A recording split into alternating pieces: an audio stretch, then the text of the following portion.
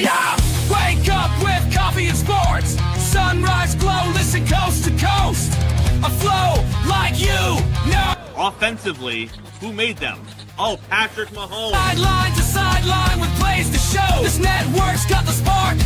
When you put up 300 yards rushing against someone, that you got your butt whooped. I feel like I would have liked to see Oregon Ohio State in the semis, not the quarters. So I think some reseeding is probably where I would change. But they're out of their mind. They're going to do this 3 quarterbacks in a row. Here's the crazy. I just can't take it. Birds keep flying high, fans cheering loud, and one podcast moving through the crowd. Meaty boys brawling, no holds barred loud. This wire life never in doubt. Tune into the vibe. That's my bold prediction for the show. Devin Booker in the next 3 years, he will be a Houston Rocket. Because I still think Seth is still at the top of his game. I do. I think he's right there. Who knows? Maybe not this year, but one time soon. Why wouldn't we potentially see Seth and Roman? Tune in the vibe.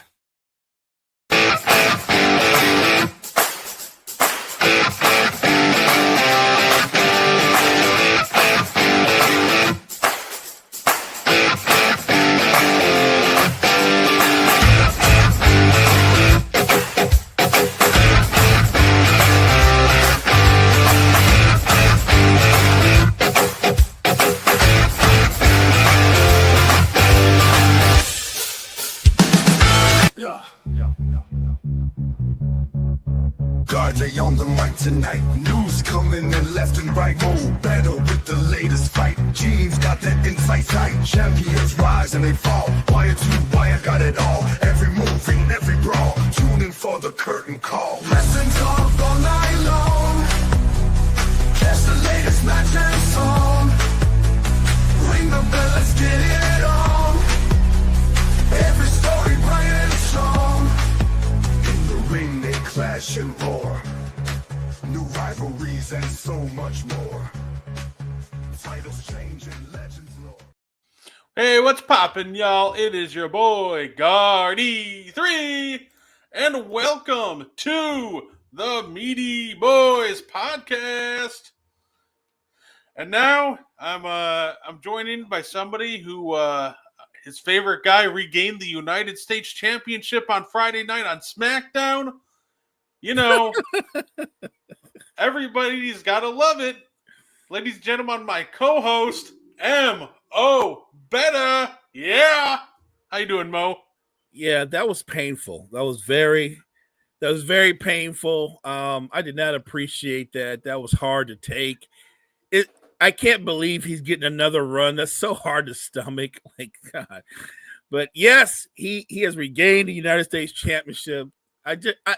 If there's any justice at some point, he'll have to wrestle somebody of the caliber of I don't want to say one of the top wrestlers, because I don't think he's one of those guys. You know what? Maybe teach him a lesson. Maybe have him wrestle Kevin Owens. Let Kevin Owens be the U.S. champ. Kevin Owens had a great United States Championship run when he first came in. And, you know, I saw he won the title, and I immediately thought about that intro. I'm like, you know what? I'm going to do it. I'm going to mess with Mo a little bit. So hope you appreciated your intro this week. Great sense of humor, partner. Yeah, look, it's all in fun. And I get it. He does have a huge following. I do not get it. I do not get that. But I know it's a real thing. I do. Absolutely. And, you know, we'll get over to the WWE portion of things, but you know, I figure start off with AEW Revolution pay-per-view this past Sunday. You know, it was a great weekend for me. Spent all weekend at the anime convention, topped it off with some really good wrestling. And I figured it'd be a little bit of an injustice if, you know, he didn't go over it. So, you know, we'll start off, and I'm just going to go over, like, the main card. I don't really care that much about, you know, the pre-show matches. So, you know, start off, Mo. The first match of the night was Hangman Adam Page versus MJF. And I thought this was a terrific match, Mo. What did you think about this one? look, I didn't have high expectations, but those two guys put on an incredible show. Um, we talked earlier before the show. That was a 4 or 5 star match, in my opinion. And I completely agree. And the beautiful thing about these two is, one of the biggest criticisms you'll get from AEW is, kind of lack of character work. Well, they pretty much put two of the better guys in the company with character work into the same match. And then they also have really good matches and apps, and promos together. So the build was fantastic. And the part that to me put this over the top was the character work in the match. One thing that MJF has always been jealous of is of Hangman Adam Page is why the fans love him when he's done things like, burn Swerve Strickland's house down. But yet, they turned on him and they still hate him. They still think he's the bad guy, even though Swerve has done worse things than him. Right. And they love him. And I thought the little moment in the match towards the end when MJF, grabbed Hangman and just yelled at him, "Why do they love you and not me?" I thought just little things like that throughout the match, it just completely added to it and just showed why those two are just two of the more up-and-coming superstars in the game today. Both of them, terrific show they put on. Agree. And they both totally embrace their characters. I love that. Absolutely. And, when it comes to the next match, Mercedes Moné versus Moto Watanabe, it looks like Momo suffered an ankle injury, towards the end of the match, so I hope she's okay. I thought this was another fun match, but, I will say, I'm not a big fan of the Mercedes Moné finisher. The Moneymaker just kind of looks awkward to me. But, I got to give all the credit in the world to Mercedes because this was a girl that after the, the All Out pay-per-view last year, she had an absolute, disaster of a match with Britt Baker. People were kind of, blasting her for it. And, a lot of times, you're defined by how you follow up on moments like that. And Mercedes has just followed it up with just some of the, best wrestling you'll see out of a women's wrestler ever. She is absolutely terrific in the ring, and she's shown it. She's great at getting, natural heat. Just what Mercedes has done lately, and just kind of ever since coming to AEW outside of that Britt Baker match, I got to give her flowers. She's absolutely terrific. And Sunday night, she was absolutely terrific once again. Great match. I lost count, Brett, on how many false finishes there were, but it was amazing. The thing about Mercedes is she can work either way as a face or a heel. I like her more as a heel. She just generates a natural heat, like you said. Terrific in-ring performer. And like you said, if she's had a underachieving performance, she'll follow it up with bangers. She's that kind of pro. She's committed to her craft. I think what's interesting about her going forward is how long she stays in AEW. Because I feel like because she's established herself there as an elite performer, she's going to go back one day to the WWE and be even bigger. Yeah, no, she's talked about, how that door is open. I think she has a contract until 2027 or something like that. So I think that could, very well be in the cards for her in the future. Somebody who just came from WWE, and I think he's been terrific. I'm talking about Ricochet. He had a match with Swerve Strickland, #1 contendership for the AEW title on the line. Swerve won this match. It's absolutely the right call, but Ricochet has absolutely, he's starting to prove some people wrong, right? This was a guy who, everyone thought was just bland. He was just good in the ring, and he would kind of fade to the background once he got to AEW. But I'll give him credit. He's annoying, which makes him a great heel. He's got this annoying little laugh, and he's got this, he'll, bust out glasses, kind of go like a Poindexter look. He's annoying in all the right ways. I think that his character work has been a surprising revelation, and there's a reason that there was quite a bit of hype heading into this match, and they delivered once the bell rung. So let me point out something that you just kind of elaborated on. I'm one of those fans that I was underwhelmed by Ricochet going to AEW. I thought it was a name signing, but I thought once he got there, he'd have a couple of matches and you kind of fade to black. He has surprised me a lot. And I already knew what he could do in ring, but I think he's actually developed some character. I think he's found his niche in terms of what he can do on the mic, Brett, and he's found a new kind of heat. He's realized that as a heel, I work as a heel. You hit it on the head. He's annoying in the right kind of way. If you can be annoying, but it worked for you, that's what Ricochet is in AEW. It's only a matter of time before he's wearing a belt. Yeah, absolutely. And Swerve. We'll talk about it later and more about this later, but he's got to be our future AEW World Champion.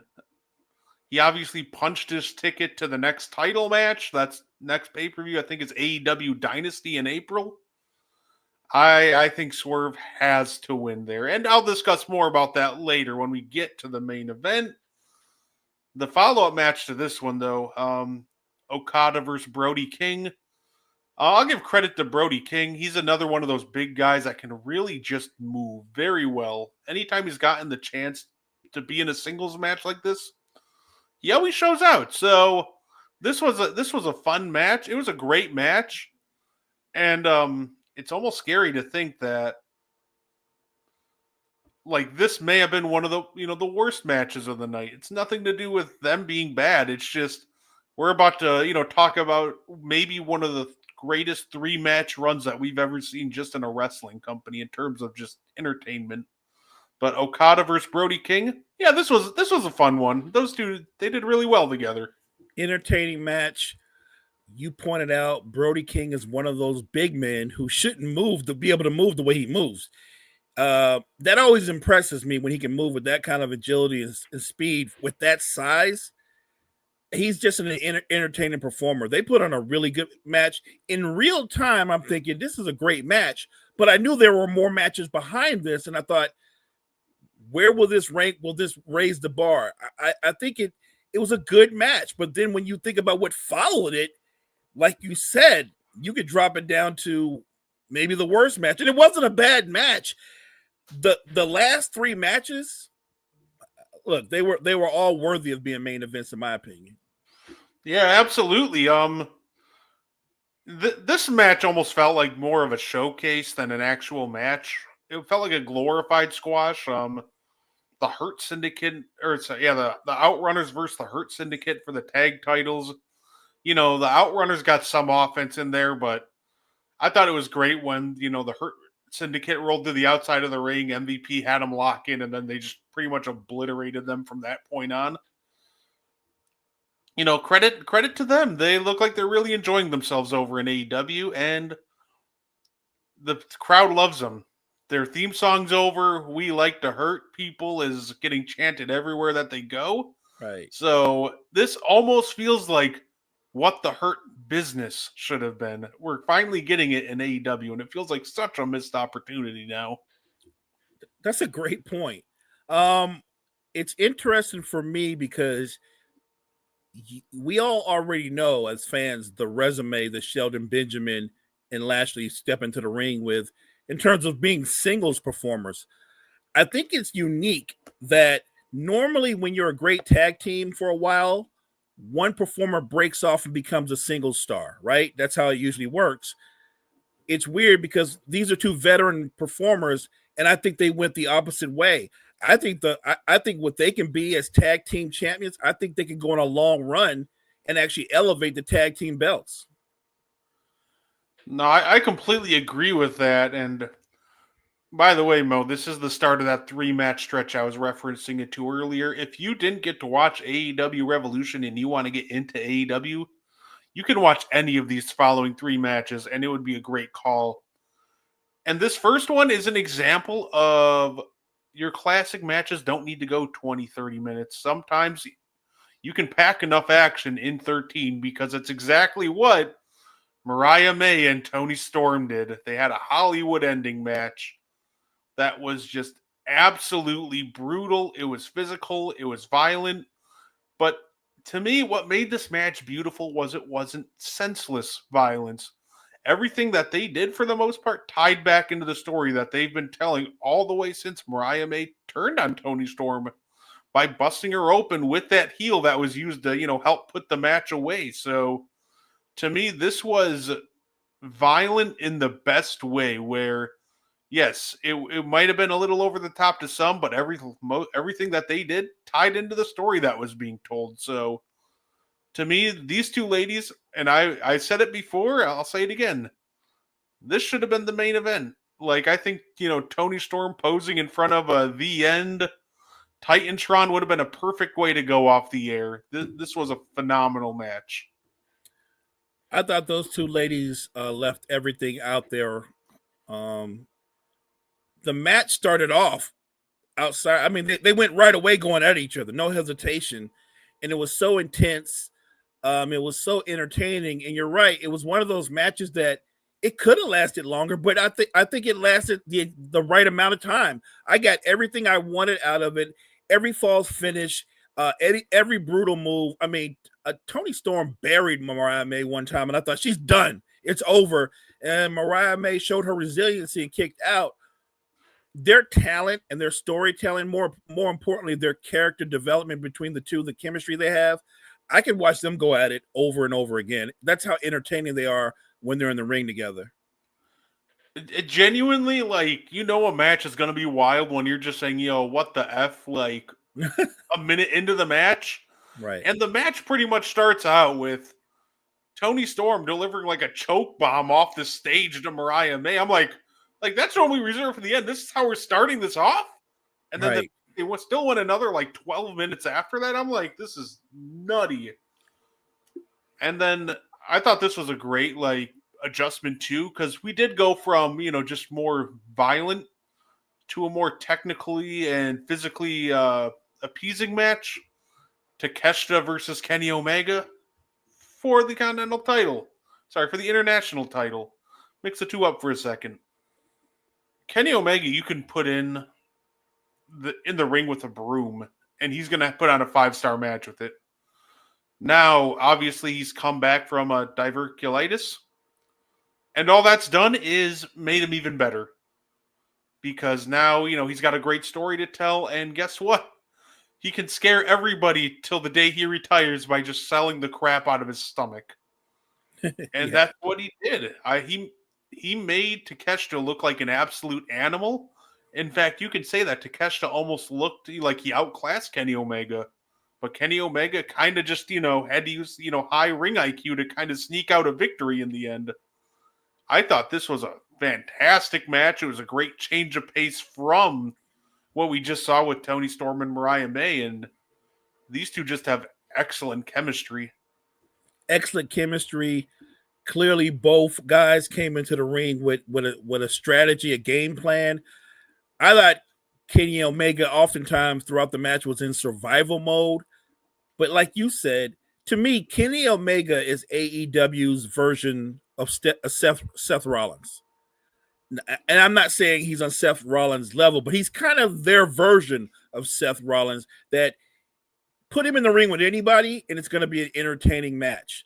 Put him in the ring in that event, in that venue, and I thought both guys didn't disappoint. And you're right. For the most part, it looked like Kenny Omega was on his heels, and yet he found a way to just outsmart and get the win.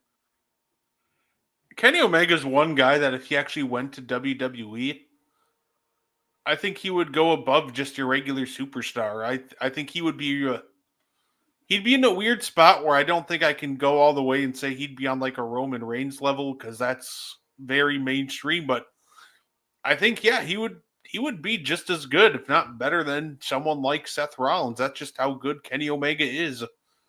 This is a guy who almost the entire company has been built around just him and his various forms of selling. He's a guy that, does great character work, great promo work. And when it comes to in-ring, you can argue that he's the best wrestler in the world. And you won't get a lot of fight from people. So Yeah, if you ever another one, like if you ever want to get an introduction to AEW, you got to check out Kenny Omega. Just terrific wrestler. Now, this will be the first of 2 steel cage matches we talk about on the night. Will Ospreay versus Kyle Fletcher. They put together another fantastic match. Just absolutely violent match. And yeah, it was a great match. Will Ospreay won. They're continuing to build him up as we get closer to Dynasty and AEW All In. But yeah, these 2 went nuts. Physical match, entertaining match. It's interesting because when you look at the card, there was such ebb and flow with the matches, like they thought it's going to play out this way. Technical, more brutal. I enjoyed the match. Look, Will Ospreay is one of those guys that the fans love. He's got that kind of relationship with the fans that draws them in. Entertaining, love the match. I feel like Will Ospreay is already over, but I feel like they're going to put him over even more. Like he's constantly elevating every time he's in any kind of pay-per-view situation. Yeah, and he's an absolutely like selfless guy from all accounts too. This is a guy that when he was initially brought in, he's a guy that they brought in, they paid so much money to that if he came in and wanted to win the AEW world title, he could have, but by all reports, he actually presented the idea to lose to Swerve Strickland to help, cement his reign and show that, nobody's above, the champ. So this is a guy who's, selfless behind the curtain. And when he gets out in front of a camera, he shows out every chance he gets. And that 3-match sequence is why its next match just never stood a chance. Cope versus Jon Moxley for the AEW world title. This was almost a match straight out of like early 2010 WWE. Was it necessarily a bad match? No, not necessarily. I think this is a bad match in the same vein that people kind of look down on that Triple H versus Randy Orton match from WrestleMania 25. When you realize that it followed Shawn Michaels versus The Undertaker, yeah, compare those 2 matches, it looks terrible.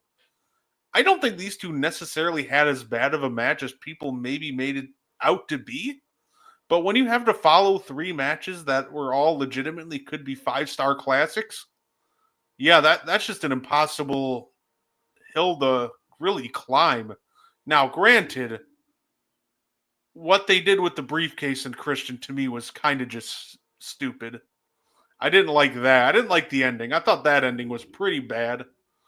And the only reason so far I've heard that they've done it is, well, they just wanted that briefcase out of the way. That makes it even worse to me because you had this briefcase and you gave it to Christian just without a long-term plan. So I thought this match was not great. I thought, compared to the matches before it made it just look much worse than it actually was. But I think what helped sink it was just, I didn't like the ending. I thought the ending of the match was actually just pretty terrible. When you frame it the way you framed it, then I agree. It wasn't that it was a bad match. It just didn't hold up to the previous matches. And they set the bar really high. And then you're the main event, and it's kind of a letdown in terms of the energy, the overall intensity. But not that it was a bad match. It just didn't live up to the previous matches. They just got caught on the wrong night. But you pointed out the one moment that sealed the match's fate. That was a horrible ending to a match. It didn't make any sense. And more importantly, when somebody has a briefcase, which is their version of Money in the Bank or whatever, when they have a briefcase, there should be a plan and a story to that, not just this, well, they just did that to get that out the way. What's the point of winning it if there's no benefit to have? Like, that was so terrible. Like, that's the worst cash in I've ever seen. Yeah, and we've seen guys like Austin Theory fail to cash in on the United States title, and this was just like a million times worse than that. And I think the unfortunate part is genuinely if this match would have just had like a clean ending and then Swerve attacked them after, like if the match was passable, like this probably goes down as a more fondly remembered pay-per-view and one of the best in AEW history. Agreed. And I think the 3-match sequence that we had, I think it brings it up to that level anyway. I just think that the main event is what stops it from being like, yeah, this is the greatest pay-per-view we've ever seen from AEW. And honestly, if they had a good quality main event with an ending that made sense, I think it just goes down as one of the better pay-per-views we've ever seen, regardless of company. But unfortunately, this was one of those where that ending kind of soured it on everybody. I did like how Swerve just jumped Moxley after the match. Right. And I think this title reign just has to end at AEW Dynasty. If that's where you're going to have Swerve versus Moxley, you have to put that title on Swerve in April. You do. I really think that AEW has come a long way with their storytelling and development. But to me, it's time to hand the reins over to the younger stars in the company. Moxley and Copeland, they're big names. They're huge stars. But I don't think anybody would disagree with me if I say they're not quite in their prime anymore, right? They're still big stars, but they have so much young talent in AEW. Put those guys out there, put some belts on them, and highlight that. I'm with you. The next pay-per-view, it's got to be Swerve's time.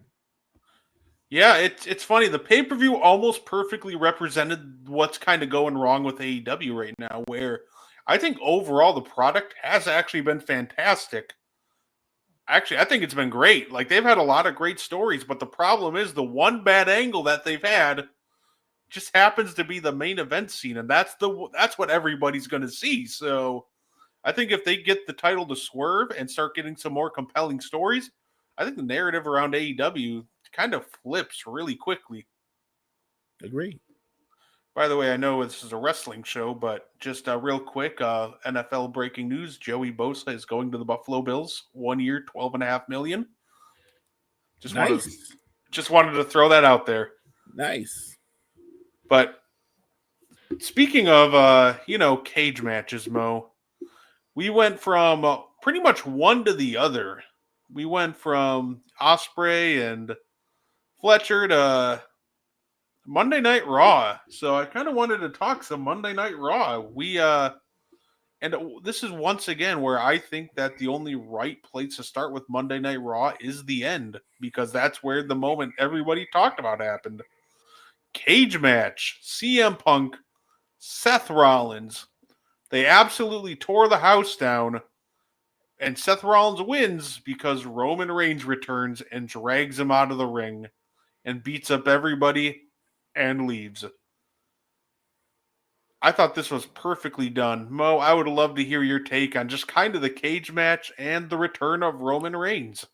Well, first of all, look, I thought the match was a banger. I thought those two guys, the energy they have between them, I know it's entertainment, but to me, they're selling me on there's real hate between those two men. I'm totally bought in on it. To see CM Punk and Seth Rollins push each other the way they did, so both of them taking turns using the other's finisher. Rollins got a super stomp after another. I mean, and Punk kicked out. Like, they were trying to tear each other apart, and neither one of them, when they had opportunity, never got out of the cage. Like, how many times did one have the other one beaten and he would turn to him and go, "You can get out now if you want. You can walk out." Like, I love that. I love that intensity. At the end of the match, the crowd started cheering, and before I saw him, I knew it was the tribal chief. And I knew what he was going to do. Now, the plot thickened a little bit because when Reigns turned around and Heyman was over there consoling CM Punk, so I look in Reigns' eyes because he knows Heyman and Punk have a relationship that precedes theirs. Now the tribal chief has got to be wondering, ultimately, where's the wise man's head at, or his heart at? And we talked about this the last couple of weeks. Well, we're going to get it. we're getting that triple threat match at Mania. You know it, and I know it. This isn't like your prediction, because you were 100% right with EO winning the women's championship. That was spot on, but it's close. I thought we would get Roman and Rollins before the year was out, but we're going to get Rollins, and Punk, and that's going to be a banger.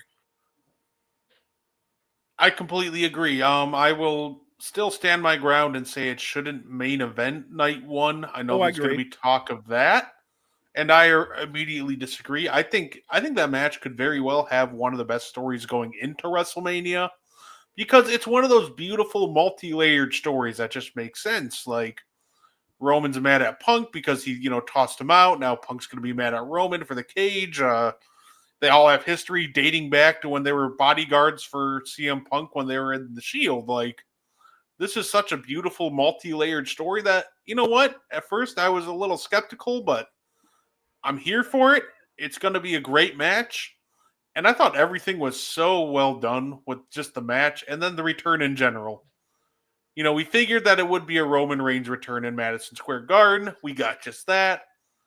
And now I have a feeling that this is going to be explosive. And I think another fun factor to keep in mind is Roman's got to worry about is Paul Heyman does owe CM Punk a favor from Survivor Series. So I think that'll come into play here.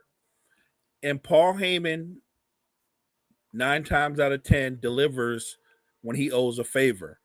And I do think that's one of those side tentacles to this story that you have to watch, the Paul Heyman factor, because if Heyman has a plan and it involves repaying a debt to CM Punk without anybody saying it in that triple threat match, I think CM Punk's going to be the man to beat if he's got Paul Heyman in his corner. Yeah, absolutely. And I'm definitely looking forward to, seeing what happens in that triple threat. And like I said, I think this does lead to, I think this does end up leading to the winner getting, an eventual title match. And in all reality, I think if that's the case, then I think it should be, CM Punk. Now, granted, you could run, Roman Reigns versus John Cena again, but let's be real. I think that real money match is Cena versus Punk, and I would find a way to, delay it a little bit, and I would run it at SummerSlam. I think that's the perfect main event for your first ever 2-night SummerSlam. Heel Cena versus face CM Punk. And then not only, obviously, they can fight for the world title, but maybe CM Punk, that could be the catalyst for John Cena, turning back to seeing the light and becoming a good guy again. Because, he's not going to, there's no way he retires a heel. And I think, having CM Punk and, kind of open his eyes at SummerSlam would make for an amazing moment and kind of set the stage for the second half of the John Cena retirement tour. I'm glad you pointed that out. That I don't know if anybody's thinking that way, that forward thinking like you are, partner, but I'm there. There's no way John Cena ends his career as a heel. So at some point, I don't know when, he and The Rock are going to have a falling out. Now, I don't know if he turns on Rock and says, I had enough of this, or Rock turns on him with maybe another guy he wants to be his corporate champion.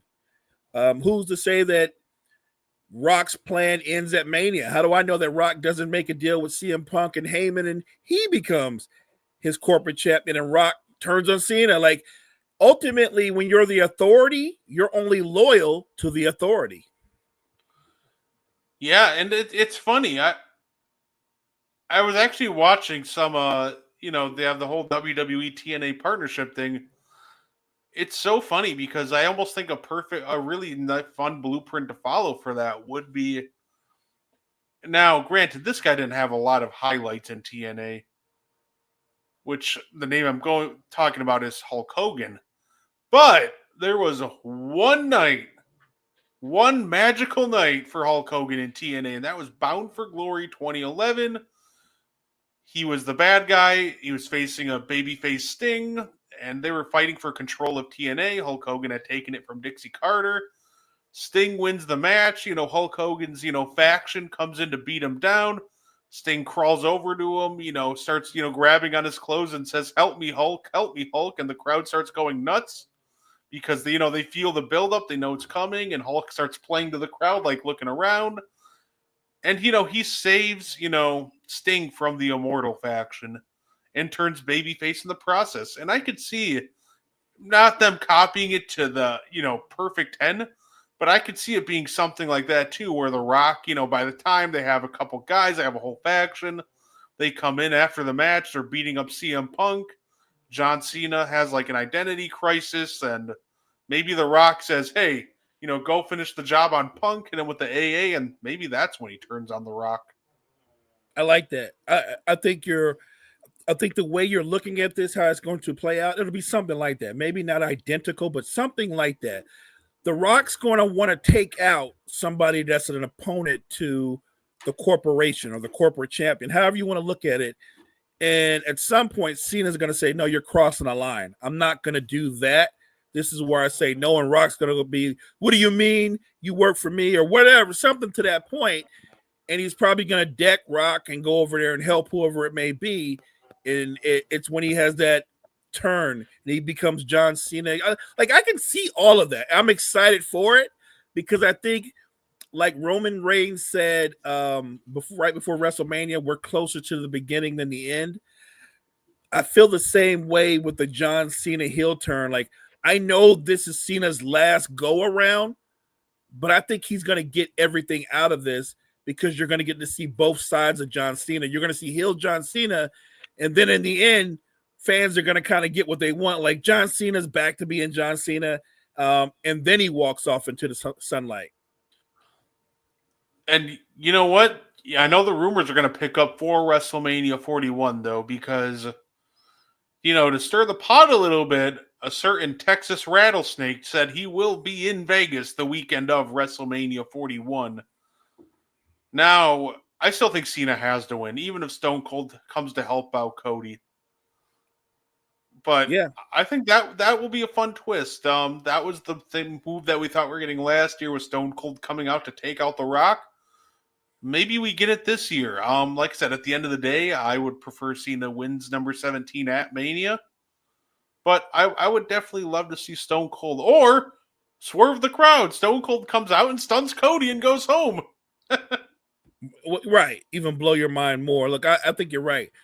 Stone Cold probably gets a hold of Rock. Probably Stone Cold stuns Rock, but I think Cena still wins, right? Like, and maybe that's all Rock needs to do is to get in the way, take a shot for him to get the win. Ultimately, the corporation wants to have the belt, so it doesn't matter how they get it, is they get it. I think John Cena, one way or another, and there will be, I believe, multiple run-ins in that match.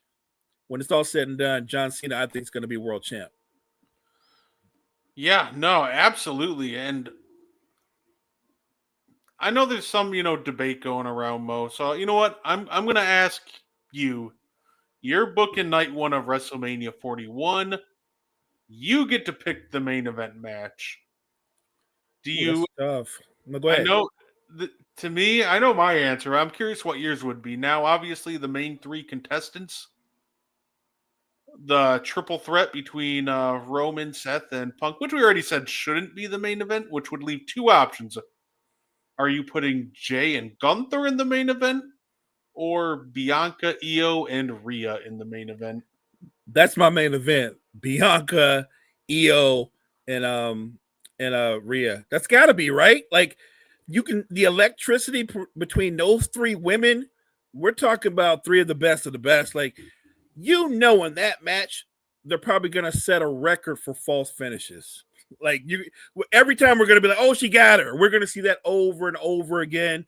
And that's the most compelling part of this is Io's an amazing performer. I think we can both agree. I mean, she's amazing in and out the ring. If anything's ever hurt her, obviously she's not great on the mic, but she's an amazing competitor and performer.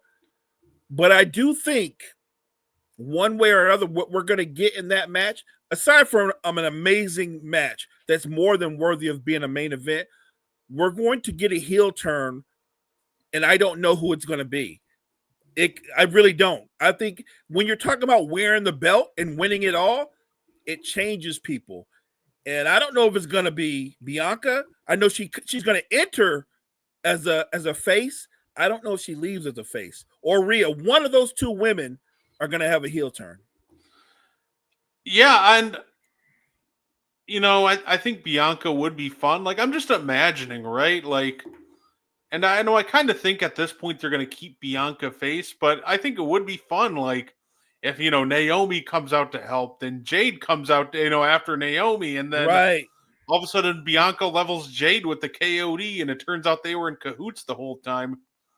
I think Right. that would be a fun story, but And so don't you kind of think that's a possibility, right? Like Bianca's a face. She's a huge face.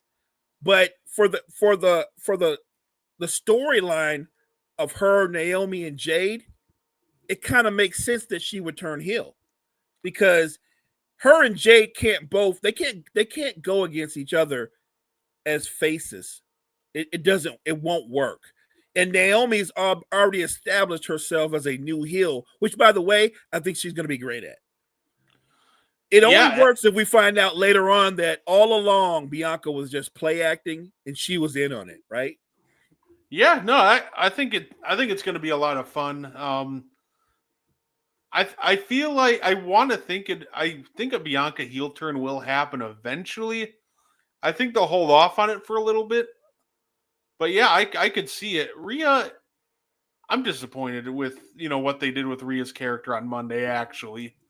Because, like, one of my, biggest frustrations with Rhea is how she never seemed to take accountability, how there really wasn't much emotional or growth from her character. It was just win or lose, okay, mommy's always on top. And it was kind of the same, like, game that she played after everything regardless, which is still entertaining. But after a while, you're like, okay, are we going to see some maybe remorse for some of her actions, some emotional growth? And then she cut that promo after losing the title. And it was her reflecting, her saying, maybe I'm the problem. And really, it thought we were getting it. I thought we were getting some great character development from Rhea. Right. Just for her to come on a Monday and go, why did you get involved in my title match? It's your fault. I'm like, we just had this cool like segment after the show last week where she acknowledged that maybe I'm the problem. And maybe I can't trust anybody. Like, there was some real character development, and out of nowhere, in the span of a week, they just nuked it.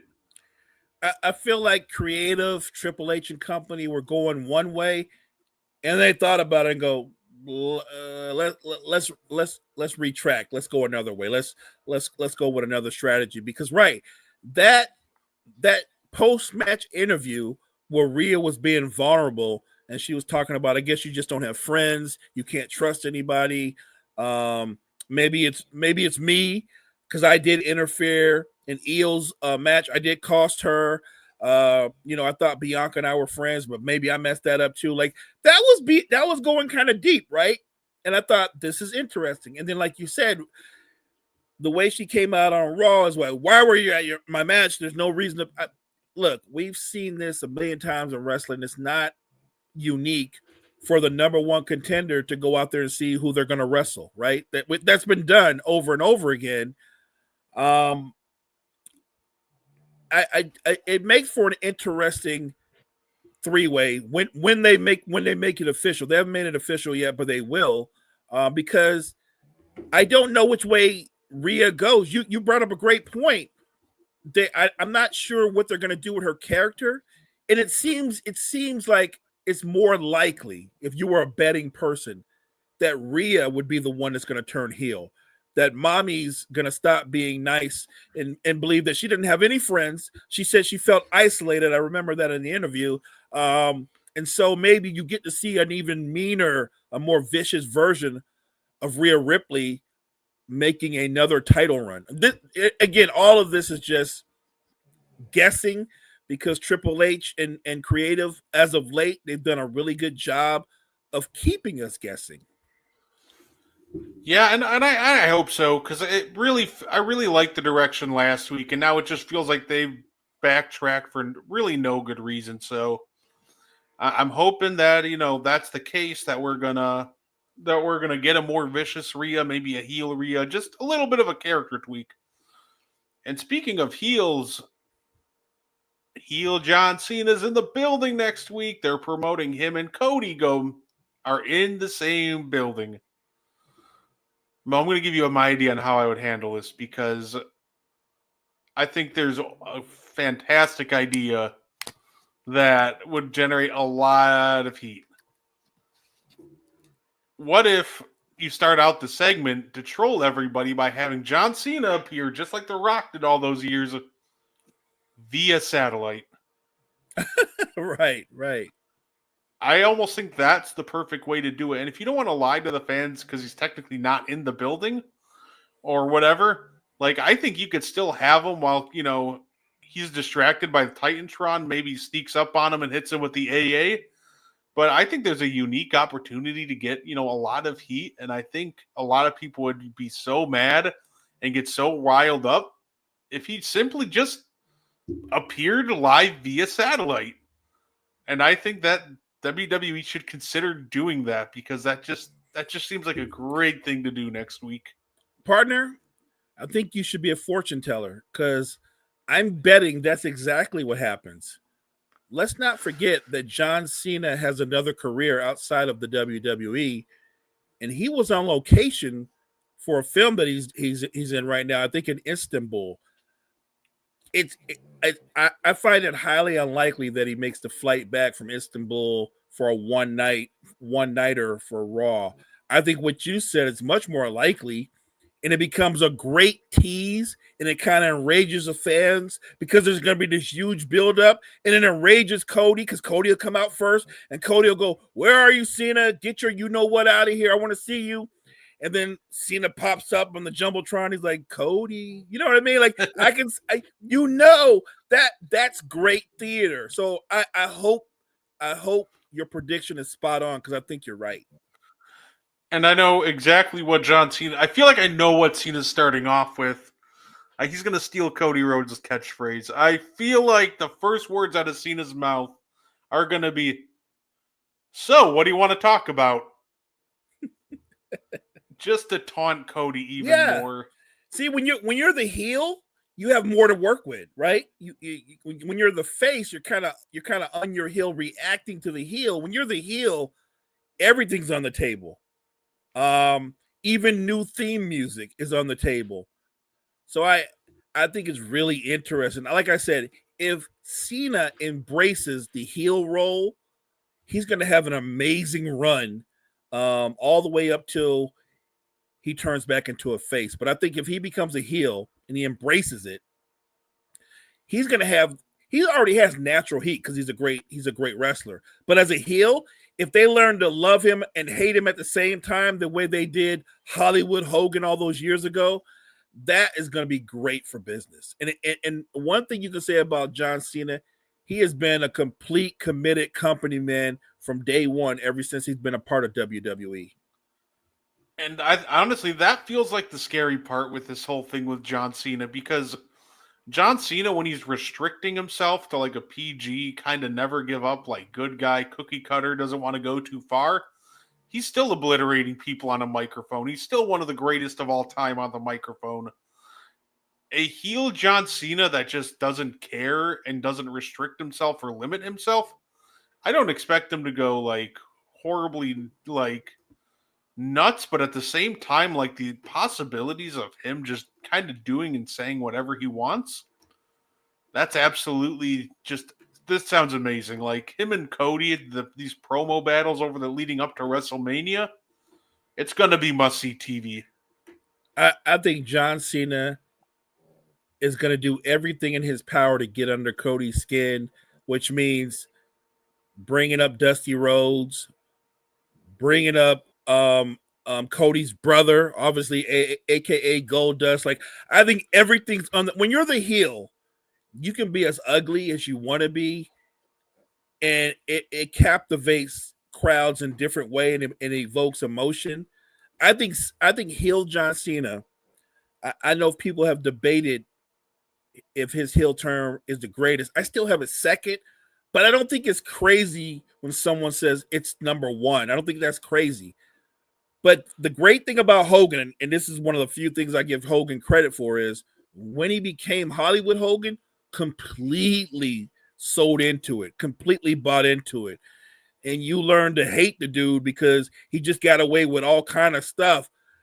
If John Cena completely embraces that darker side, it's going to be an amazing run in WWE. Yeah, and like I said, have to give them all the credit in the world still for doing it. Still blows my mind that he turned heel and it actually happened. And the fact that he could have just absolutely coasted on what he's done for the last 20 years came out, hey guys, I'm happy to be here. Never give up. And just kind of just played the cookie cutter baby face and just coasted if he really wanted to.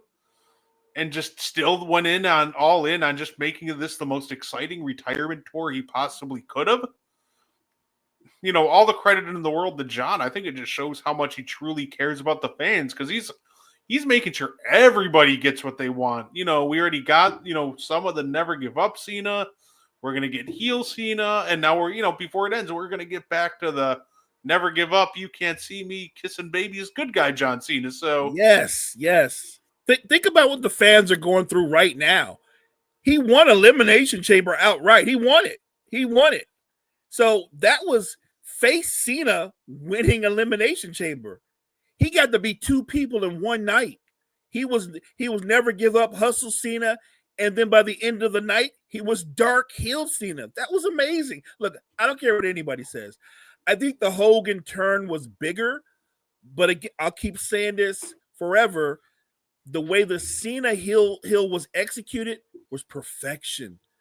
The way he embraced Cody and his face just turned completely dark. That was awesome, man. Like, and come on, we're watching that, and in the moment, we're like, oh no, because you knew John Cena? Man, come on. Yeah, come on. Yeah. One of it, like the fact that we're still talking about it and still being shocked by it like weeks later just kind of shows the impact it has. And this is one of those that I think it will kind of be like, Hogan's in the sense that once you like kind of watch it, understand the gravity of it, like 20, 30 years down the road, you're still talking fondly about it. Just absolute cinema. I love a good old fashioned heel turn. They built themselves up so big, though. What was Hogan's thing? I think it was vitamins, prayers, or something like that, right? Yeah. The vitamins, the prayers. And he rode with that for the majority of his career. Cena's was very similar. Hustle, never give up, all that. And it blew. And look, Cena's was less likely. Maybe that's why it's so big, because this is his last ride. He's made it no secret. This is not John Cena like, I'm about to go on another 5-year run. This is Cena going out on his last ride in the WWE. That's what made it so bizarre and so exciting and amazing and shocking, because we were sitting there, Brett, as fans going, that's awesome. Cena punched a ticket. He won. He won the Elimination Chamber. You know what I mean? Like, so we're thinking like him and Cody one-on-one. Great. But you're like, well, how's that going to look? Two faces one-on-one. Well, John Cena gave us the answer. We're not going to see two faces going one-on-one. One of my favorite stories from Hulk Hogan's NWO days. Well, it'll forever be the report of Hulk Hogan's original idea for the NWO, and to me, that would have been the most hilarious thing ever, because it was like his original idea was like Brutus the Barber Beefcake and the Nasty Boys. I'm like, oh yeah, that would have been a little less impactful than Hall and Nash. So really, he was trying to put back the old band back together. Yeah, that. Literally, I think, that kind of shows like, yeah, you know what? It's a really good thing that these wrestlers don't have complete creative control all the time. Nah, that would have not had the impact that, first of all, just the idea that you would have brought the Nasty Boys because the last time I seen the Nasty Boys wrestle, they looked like meat and potatoes. They shouldn't have been wrestling anymore. Like they were not wrestlers anymore. And Brutus the Barber BK, he stopped being a wrestler like in the 90s. He was done. That to bring him back and make him that relevant like in the mid 90s, that would have been crazy. They did it right because Hall and Nash are two imposing figures. They're the kind of heels you love to hate. They were perfect in their roles. No, that's absolutely fair enough. And you know what? We have a couple of minutes left before we, get up on out of here, Mo. And I want to take this time to shout out our friends real quick, by the way. So we have, good friends, Fountain City Pro. The guy who runs that is actually somebody who's part of Wire to Wire Podcast Network. Is it's Chase Riley. And I just wanted to wish him best of luck. He just had his card breakdown, and he has a pay-per-view. Actually, he has a show this weekend, Light It Up 2. So I'm looking forward to seeing how that plays out. I'll definitely catch it as soon as it hits YouTube. And I just wanted to take a moment to say, Chase, best of luck, man. Kill it. And shout out to Fountain City Pro. Look, at some point, you, me, and Chase, we got to link up. We got to see them go to one of their live shows. Yeah, hopefully I'm planning on it. I'll let you know, but I'm hoping that if I have some sick and vacation days left at the end of the year, I might try to go to the one that I think it's in I think there's one in October that I want to try to get to. But yeah, I'm excited for it. I can't wait to go see a show live eventually. They're a little wrestling promotion just outside of Kansas City by 20 minutes. So, they specialize in the Midwest, and, there's a lot of great talent they have there. Somebody that we actually had on the show, Camaro Jackson, he's going to be wrestling. He's going to be wrestling a gentleman by the name of Sam Stackhouse. And Sam Stackhouse is somebody who actually holds a victory over Jacob Fatu on the indie scene. So, oh, wow. There's some great names. Former, Fuego del Sol, Luchador was in WWE for a while. He's going to be there. So they're growing. They're growing. And it's looking like a great card. I'm definitely looking forward to checking it out. But I say, before we get up on out of here, Mo, is there anything you wanted to add? Thank you guys so much for tuning in. The Meaty Boys. Me and Brett appreciate you guys so much. Make sure you guys check out all the great content we have at Wire to Wire Network. We appreciate you guys.